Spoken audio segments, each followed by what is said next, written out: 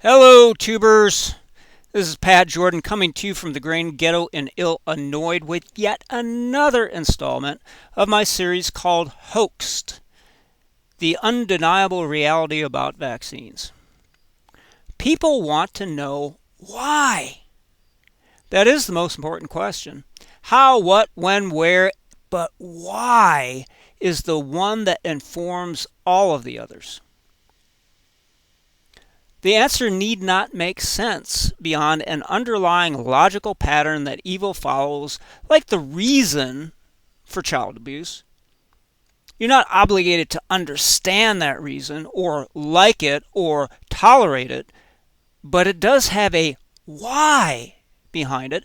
So in the maxims of Sun Tzu, know yourself, know your enemy, we damned well better get a handle on how psychopathic, homicidal maniacs think and act, or will be their next victims. Why vaccination? For the past week, I have been looking for the exact citation that reported Edward Jenner was variolated, and that experience was so traumatizing due to the extreme impact on his health that he came out a nervous wreck and was never the same since. It was easy to find post-reference to that event in Cruikshank's History and Pathology of Vaccination, Volume 1. The Grand Duchess had just joined, and her tender feelings, always permanent, said, "Ah, my mother," and then dropped a tear. She added, "I wish, Dr. Jenner, that you would give the Emperor an account of your discovery respecting pulmonary consumption." Dr. Jenner made the effort, but feeling a little embarrassment. He did not do it in so perfect a manner as he could have wished. Upon this, Her Imperial Highness observed in her usual good-natured tone, "Dr. Jenner, you do not make this so clear to my brother as you did to me at our late interview." He replied, "Madam, it is my misfortune to be of a nervous constitution, and your Imperial Highness must not be surprised if a feeling of this sort should assail me at the present moment."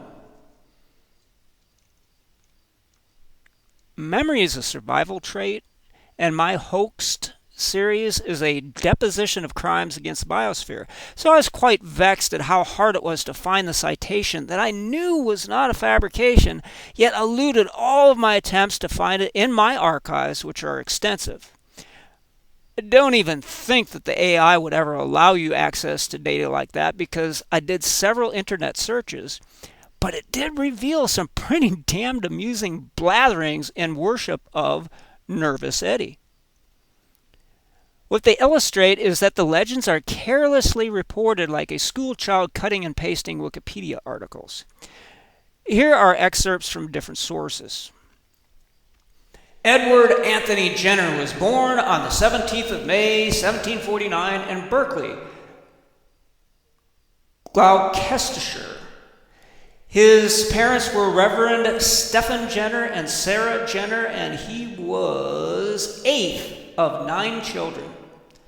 Unfortunately, both of his parents passed away in 1754, and Jenner was raised by the rest of his siblings. Another separate entry. Edward Jenner was the 6th and youngest child of the Reverend Stephen Jenner, rector of Rockhampton and vicar of Berkeley, a small market town in the Severn Valley. His mother was a daughter of the Reverend Henry Head, a former vicar of Berkeley. In addition to his church offices, Jenner's father owned a considerable amount of land in the vicinity of Berkeley. For those of you who still possess that survival trait called memory, we previously read that Jenner was 8th of 9 children. It would have been cool if he was like 7 of 9. Then he could have been a buxom blonde Borg on Star Trek. With iteration of this myth, we get tiny glimpses that this simple country doctor came from a wealthy family. Continuing the previous citation, In 1754, when Edward was 5 years old, both parents died within a few weeks of each other, and he came under the guardianship of his elder brother, the Reverend Stephen Jenner, who had succeeded their father as rector of Rockhampton. Jenner's first schooling was received from the Reverend Mr. Clissold at the nearby village of Wootton-under-Edge. Later, he was sent to a grammar school at Cirencester. For comparison, the life and legacy of Dr. Edward Jenner, FRS, Pioneer of Vaccination, by Tim Wallington, for Edward Jenner's House, Berkeley, Gloucestershire, www.jennermuseum.com. Jenner's antecedents were bakers based around Slimbridge, now famous for Wild Fowl Trust, in the Severn Vale. I'm going to get pretty nasty and unforgiving at this point because it is too sinister that the boy that Jenner killed in 1797 was John Baker. The Severn Vale is important to our story as it is cattle country. It is now and was then. The Jenners were successful business people and moved up the social scale. Edward's father was born in 1702 and went to Oxford, where he was educated as a churchman. He became vicar of Berkeley in 1729, his living the gift of the Earl of Berkeley. He married in the same year, and there were 9 children, 6 surviving to adulthood. Edward was number 8. So this explains the idiotic confusion that could have been settled with a simple sentence. Quote, Edward Jenner was the 6th and youngest of the Reverend Stephen Jenner. That's shit writing. As opposed to, quote, there were 9 children, 6 surviving to adulthood. Edward was number 8. Now listen to me. If facts are treated this loosely, then how can we accept any of the rest of the legends at face value? Edward was born in the vicarage in Berkeley in 1749. Not the current vicarage. The house concerned was demolished many years ago. Both of his parents died within 2 months of each other when he was just 5. He was left in the care of his 3 sisters, the eldest 19. His brothers were at Oxford studying to join the church. Aged 8, he was sent to Wootton-under-Edge Grammar School. This account from the Jenner Museum is at variance with what we read from another source. Quote, in 1754, when Edward was 5 years old, both parents died within a few weeks of each other, and he came under the guardianship of his elder brother, the Reverend Stephen Jenner, who had succeeded their father as rector of Rockhampton. Why would this matter? For the same reason that if any religious tradition is full of shit and inaccurate, yet you are wagering your immortal soul on it, then our mortal lives are in the balance regarding whether or not a goddamn thing surrounding Edward Jenner is even accurate. He was only at this school for 1 year, but during that time he was variolated by the local surgeon, Mr. Holbrow, as there was an outbreak of smallpox in the town. Variolation is deliberate inoculation with smallpox, usually in childhood, to avoid later natural infection. It was well known that recovery from smallpox gives lifelong immunity, and variolation, although its significant mortality of around 2% was a better bet than natural smallpox with a mortality of 12 to 20% and up to 40% in some outbreaks. However, variolation did kill, and it had another significant disadvantage if not properly handled. It spread smallpox. Here's what Cruikshank transcribed regarding that kind of oops. A strong feeling of opposition to the practice arose, and both clergymen and physicians became ardent anti-inoculators. In 1722, an anonymous pamphlet appeared which described inoculations as the outcome of atheism, quackery, and avarice. The Reverend Mr. Massey preached a sermon in which he condemned it as a dangerous and sinful practice, and Dr. Wagstaff, a physician of St. Bartholomew's Hospital, expressed a desire to have further evidence of the efficacy of inoculation and considered that posterity would marvel that a practice employed by a few ignorant women amongst an illiterate and unthinking people should have so suddenly been adopted by one of the politest nations in the world. In criticizing the cases in the family of Mr. Bat, he said, quote, "I am well informed by persons of unquestionable reputation that the town of Hertford is a lamentable evidence of the danger of this practice, where the distemper was spread by it to that degree as not only to make an havoc of its inhabitants, but to hinder the commerce of the place. Thus, the operator has in it his power to convey the smallpox to distant places and persons who neither avow his practice or desire his experiment. And if 'tis possible that the ingrafted pox can be so poisonous as to communicate certain death to all around by this method, they may ingraft as violent a plague as has been known among us. How far the legislature may think fit to interpose in order to prevent such an artificial way of depopulating a country is not my province to determine." Back to the Jenner Museum piece. Young Edward's experience of variolation at the Wootton under Edge was his first brush with smallpox and may well have influenced his future thinking.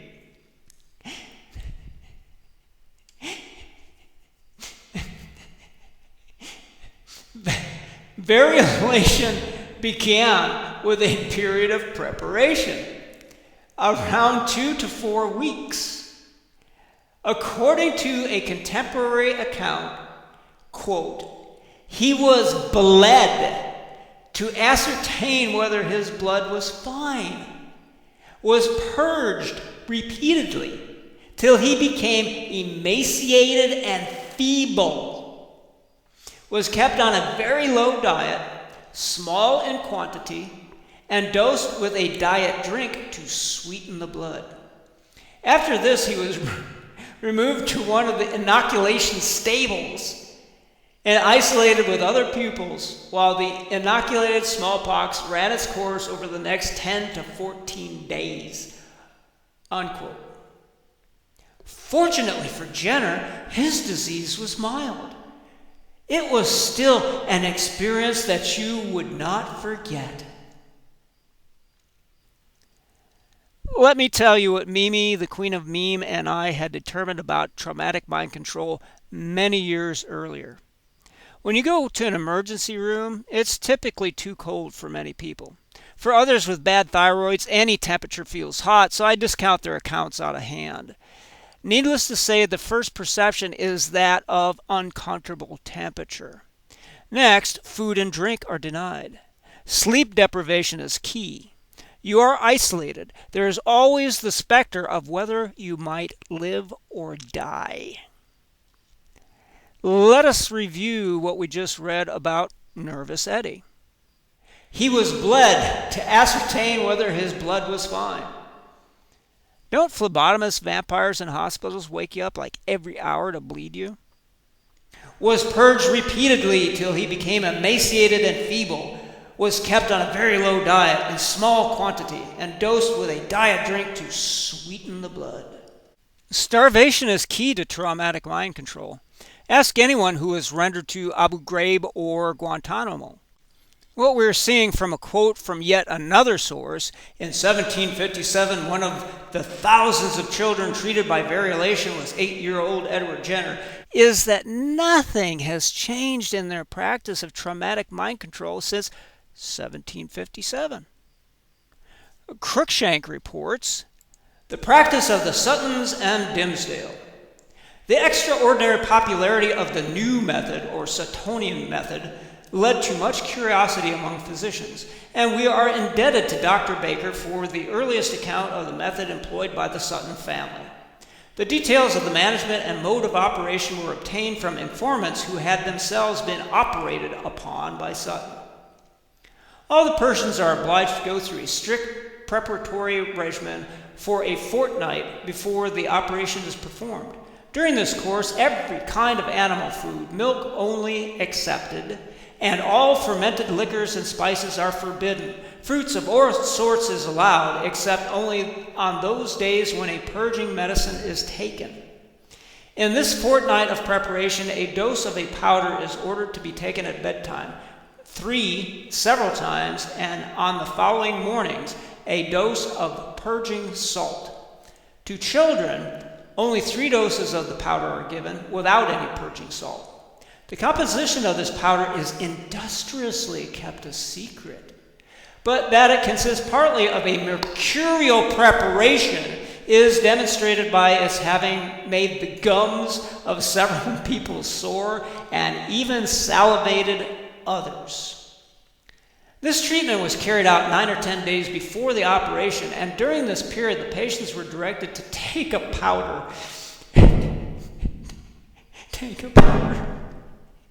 composed of 8 grains of calomel, the same quantity of compound powder of crab's claw, and 1/8 part of a grain of tartar emetic. 3 doses of this were given, 1 at the commencement of the course, and the second in 3 or 4 days, and the third about the 8th or 9th day. So the use of mercurious chloride and antimony potassium tartrate with vaccines was well established before vaccination, since these are reports of variolation. We return to the museum history. After this, he was removed to one of the inoculation stables and isolated with other pupils while the inoculated smallpox ran its course over the next 10 to 14 days. Isolation, incarceration, traumatic mind control. Fortunately for Jenner, his disease was mild. It was still an experience that you would not forget. And that, folks, is what I was tracking down for the past week. Was it mild? The procedure reads like something out of a Nazi death camp, so that alone was traumatic. But my goal was to show how it had affected him to the point of permanently ruining his health. If that was something that you would not forget, then we are brought to the situation where an abused child acts out its abuse on anyone that they can gain control over. It's said that abuse is generational. I would say, with a play on words, that this abuse is generational. Face the facts that now seem apparent to just casual observation, that Edward Jenner was traumatized in an institutional forced medical procedure that damaged his health and his mind. He would then seek to inflict that damage on whomever he could. So the bullshit of him altruistically seeking out a better way to prevent smallpox was just his own Mengele Operation Paperclip or Vlad Dracula skewering of small animals just for the sheer joy of torture. People died from his, quote, experiments. It seems that the fates have doomed me, gentle listener, to not be able to put the fact-checkable citation of what I allege to be Jenner's being so harmed by variolation that it ruined his physical and mental health. I never expect anyone, as Jenner always wrote in his letters, to believe me. New sentence. I don't lie, and this is not a false memory.